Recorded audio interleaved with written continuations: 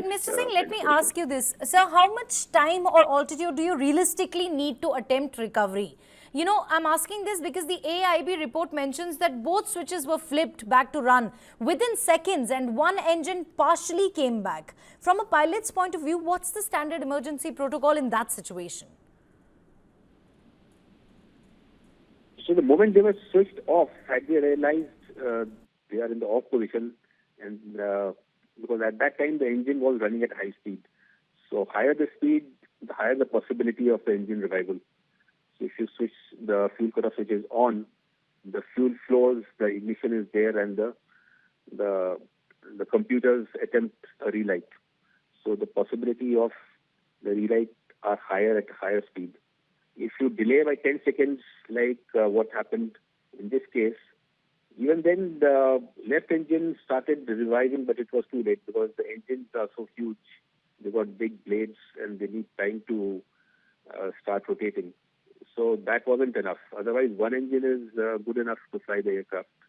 Had they got a few seconds more, they would have probably sailed through.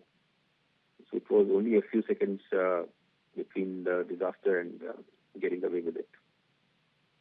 Right. Let me also ask you this, speaking about the Boeing 7878, we're talking about Boeing 7878, sir, a modern aircraft with multiple redundancies. Are you surprised that both engines went out and could not be recovered despite emergency systems like the RAD deploying? This is a very surprising case and a unique case because dual engine failure we have seen only about 3 or 4 in the history. And this is one after the Hudson, after the Sully's case in the Hudson, but that was because of a bullet. And this is on account of either a mechanical failure or a deliberate move because of a human factor. Now, we don't know how many people were there. Was there another person who was not supposed to be there?